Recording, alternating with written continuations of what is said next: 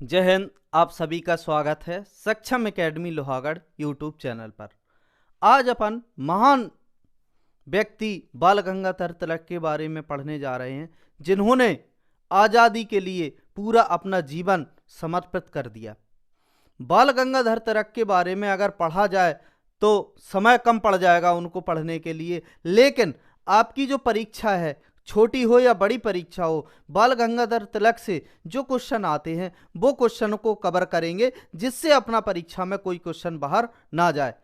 बाल गंगाधर तिलक की बात की जाए तो ये निडर व्यक्ति थे, ना अंग्रेजों से डरे, ना भारत के अंदर किसी से डरे, इसलिए इनको गरम दल का नेता भी कहा जाता है। और अगर बात की जाए, जो मन में होता था वही बोलते थे और वही अपने पत्रकारिता के माध्यम से अंग्रेजों को जवाब देते थे। लेकिन इसी के चलते बाल गंगाधर तिलक भारत में ऐसे पहले व्यक्ति हैं, देखा जाए, कि जिनको 6 साल से अधिक पत्रकारिता के कारण सजा हुई।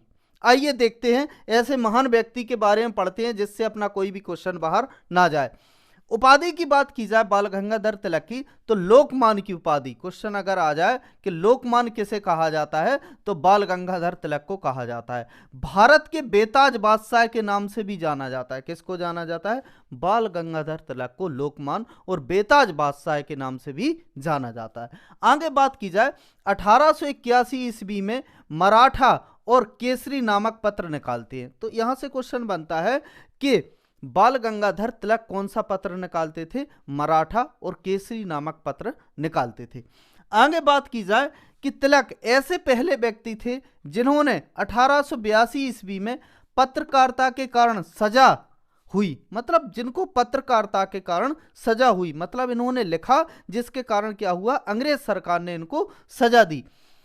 यह देखो सजा का कारण क्या था, इन्हें अपने पत्र केसरी में कोल्हापुर के महाराज के प्रति दुर्व्यवहार पूर्ण लेख लिखने के कारण हुई थी। देखो राजा जैसा करते थे वैसे ही इन्होंने लिख दिया। कोल्हापुर के महाराज थे जिसके कारण इनको सजा हुई। अगर आगे बात की जाए, तिलक जी ने 1893 ईस्वी में गणपति उत्सव मनाना प्रारंभ किया। तो क्वेश्चन बनता है और पूछा जाता है कि गणपति उत्सव किसने मनाना प्रारंभ किया? तो तिलक जी ने। कब किया? 1893 ईस्वी में। अब आगे अगर बात की जाए, तिलक जी ने 1895 ईस्वी में शिवाजी उत्सव मनाना प्रारंभ किया।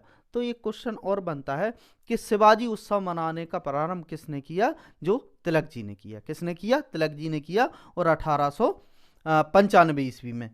1896 या 97 ईस्वी में संपूर्ण महाराष्ट्र में कर ना देने का आंदोलन चलाया।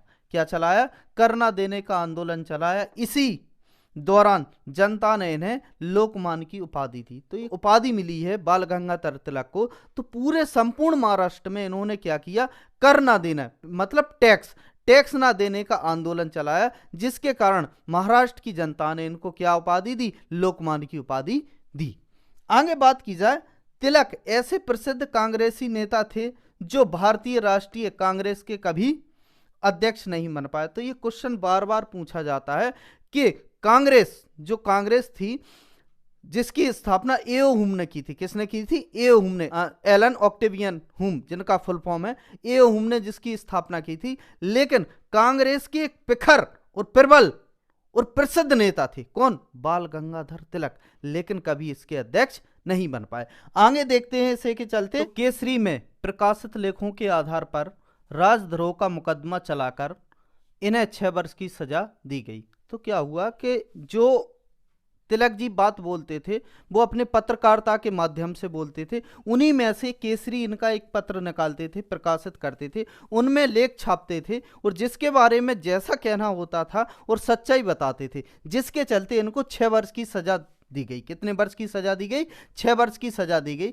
तिलक जी को मांडले जेल बर्मा में रखा गया। तो म्यांमार, वर्तमान में अगर बात की जाए म्यांमार, तो यहाँ पे बर्मा में एक मांडले जेल है, वहां पर इनको रखा गया। और यहीं पर रहते हुए तिलक जी ने गीता रहस्य नामक अपनी पुस्तक की रचना की थी। आगे बात की जाए, तिलक जी ने मांडले जेल में ही अपनी पुस्तक गीता रहस्य लिखी। तो ये क्वेश्चन पूछ लेते हैं कि तिलक जी ने गीता रहस्य पुस्तक की रचना कहाँ पर की? तो उनको जो 6 वर्ष का प्रवास हुआ था उसी के दौरान उन्होंने गीता रहस्य नामक पुस्तक की रचना की। इसके बाद इंडियन टाइम्स के संवाददाता एवं इंडियन अनरेस्ट के लेखक वैलेंटाइन चिरोल ने इन्हें भारतीय अशांति का जन्मदाता कहा। देखो, भारतीय अशांति का जन्मदाता क्यों कहा गया?